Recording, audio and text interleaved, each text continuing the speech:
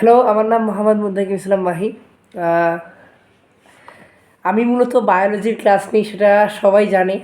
তবে দীর্ঘদিন ধরে, অর্থাৎ শুধু বলা যাবে না যে দীর্ঘদিন, প্রায় 1 বছর ধরে কিন্তু আমরা ক্লাসটা আর কন্টিনিউ করতে পারতেছি না, অর্থাৎ হচ্ছেই না ক্লাস নেওয়া। তো এর পরীক্ষে পরি মানে এর পরিপ্রেক্ষিতে আমরা মূলত আজকে ক্লাস নিব। সবাইকে এই নতুন বছরের নতুন, অর্থাৎ আল্লাহর তাআলার এই নতুন যে আল্লাহ তাআলার বছর, এই বছর সবাইকে স্বাগতম এবং সবাইকে জানাচ্ছি আমার অভিনন্দন ও শুভেচ্ছা। তো আজকে আমরা মূলত ক্লাস 8-এর বিজ্ঞান বইয়ের একটি প্রথম অধ্যায়, যেটার নাম প্রাণী জগতের শ্রেণীনিবাস, এই ক্লাসটি আমরা করব। তো এটা অবশ্যই এটা গুরুত্বপূর্ণ ক্লাস, এটার উপরে কিন্তু ভালো ক্লাস হয় না। অর্থাৎ প্রাণী জগৎ শ্রেণীনিবাস মানে কি, একটা গুরুত্বপূর্ণ, একটা মোস্ট, মানে কি বলবো, একটা ভালো একটা চ্যাপ্টার হচ্ছে কি এই প্রাণী জগতের শ্রেণীনিবাস। তো প্রাণী জগতের শ্রেণীনিবাস আমাদের সবাইকে পড়তে হবে এবং প্রাণী জগতের শ্রেণীনিবাস যদি আমরা পড়ি, তাহলেই আমরা সুন্দরভাবে আমাদের ফার্স্ট চ্যাপ্টারটা পেতে পারবো। তো আমরা মূলত এই বইটি সবাই পেয়েছি, বিজ্ঞান প্রায় অষ্টম শ্রেণীর এই বইটা আমরা সবাই প্রায় পেয়েছি এবং বইটা অনেক ভালো এবং কাভার পেজে অনেক সুন্দর রয়েছে। তো এইখানে আমরা প্রাণী জগতের শ্রেণীনিবাসের প্রথম অধ্যায়ে আসবো। তো এই প্রাণী জগতের শ্রেণীনিবাসের যে প্রথম অধ্যায়, সেখানে আমরা দেখতে পারবো 3টি প্রাণীর ছবি দেওয়া আছে। সে 3টি প্রাণীর ছবি কী বলা আছে? একটা প্রাণীর ছবি হচ্ছে, দুটো তো অবশ্যই বাড়ির ঘরে থাকে, সেটা হচ্ছে গিরগিটি, বা গিরগিটি তো আলাদা, গিরগিটি না, টিকটিকি, যেটা আমাদের বাসা বাড়িতে প্রায় সর্বত্র জায়গায় আছে। আর তেলাপোকা তো কমন জিনিস, সেটা তো রয়েছেই।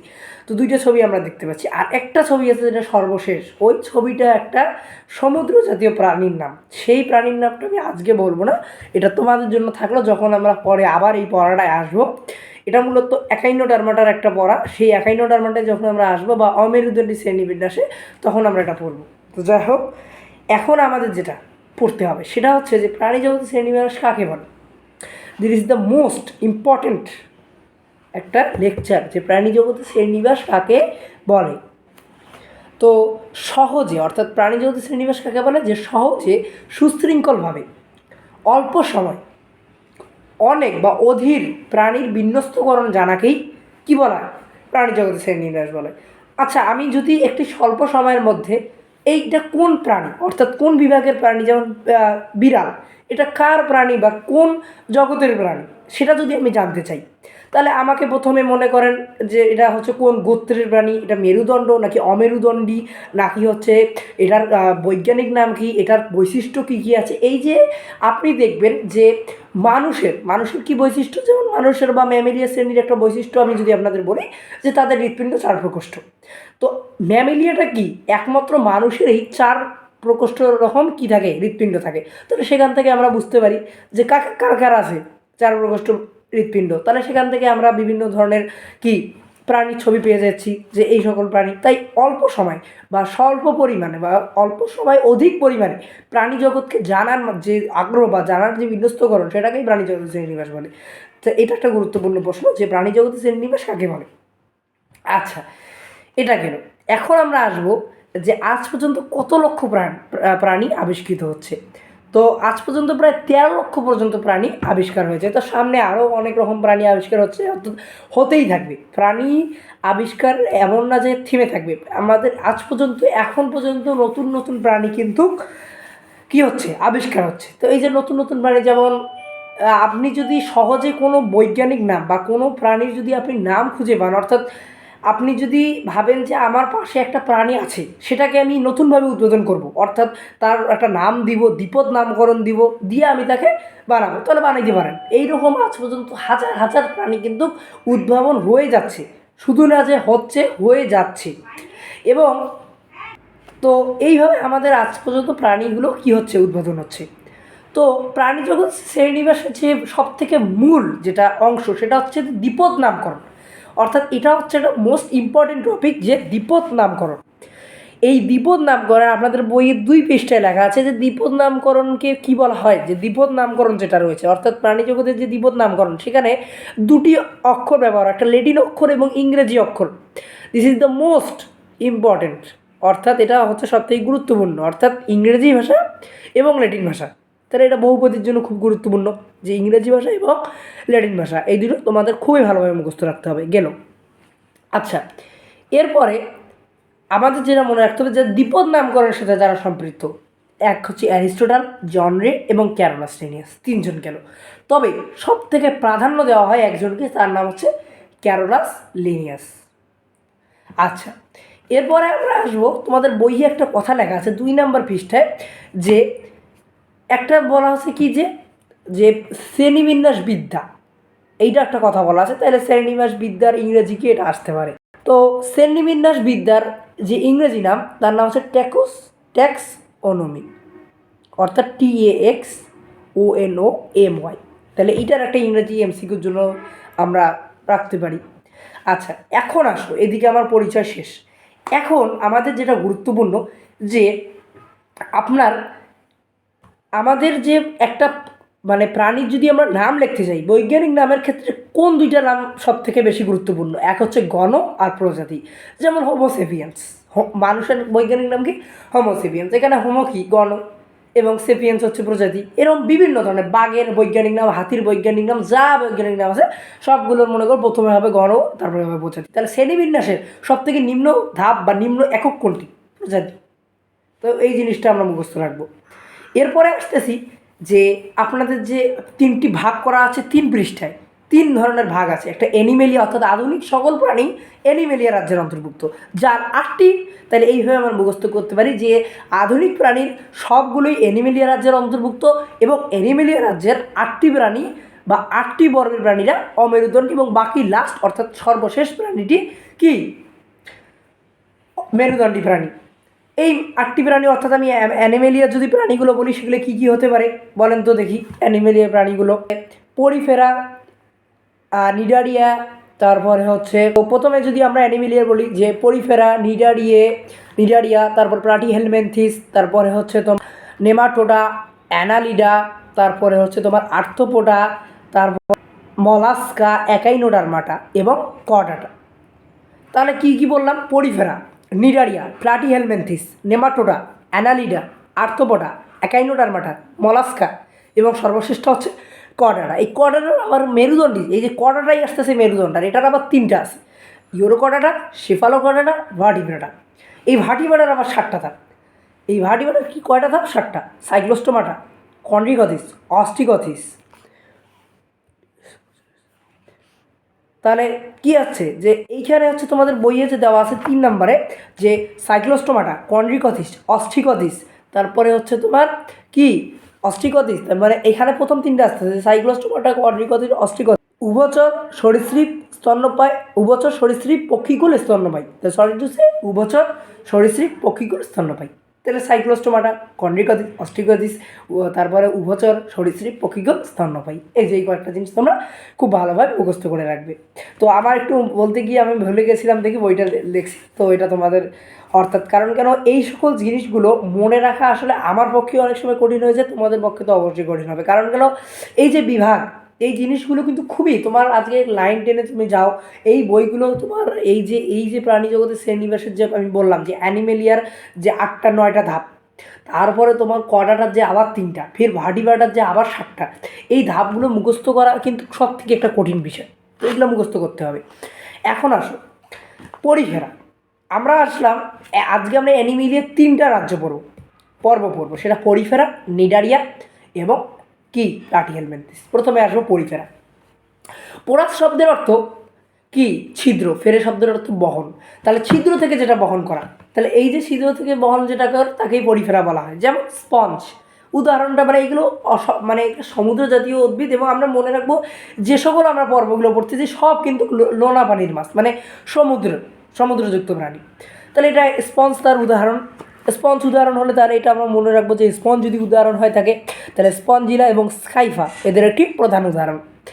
এবং এদের যদি আমরা 3টা বৈশিষ্ট্য বলি, এক, বহুকোষী উদ্ভিদ, অর্থাৎ সরলতম বহুকোষী উদ্ভিদ। তাহলে সরলতম বহুকোষী উদ্ভিদ, বহুকোষী হলেও এদের দেহে টিস্যু থাকে না। যেহেতু এদের দেহে টিস্যু থাকে না, আমি তোমাদের পড়াইছিলাম এর আগের বার, যেহেতু এদের দেহে টিস্যু থাকে না, তাই টিস্যু ছাড়া অঙ্গতন্ত্র ইত্যাদি তো অবশ্যই গঠন করা যাবে না। তাহলে যেহেতু এদের টিস্যু থাকে না, তাই এদের অঙ্গতন্ত্র গঠন হয় না। আর এদের যে ছিদ্র, অর্থাৎ যে ছিদ্র রয়েছে সেগুলো সেটা দ্বারা তারা কী করে, খাদ্য এবং অক্সিজেন পরিবহন করে। জাস্ট এইটুকু তুমি বলে দিবা, 3টা ধাপ।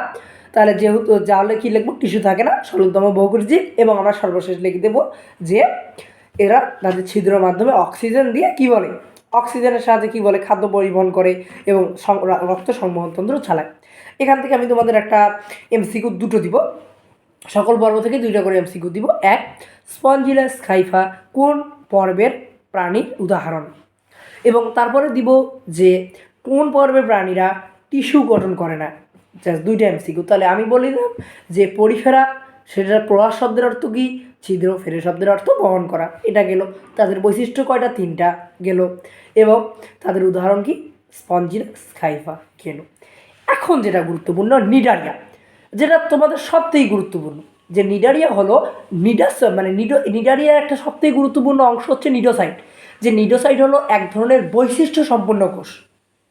কি, এক ধরনের বৈশিষ্ট্য সম্পন্ন কোষ, যেটার ফলে এই নিডোসাইট দ্বারা আবার হেমোটক্সিন নামক এক ধরনের অ্যাসিড তৈরি হয়, যেটা বিষাক্তর একটা অ্যাসিড, যেটা তোমরা 9-10 বইয়ে পাবা। হেমোটক্সিন নামক একটা যে পড়া রয়েছে, সেটা তোমরা 9-10 বইয়ে পাবা।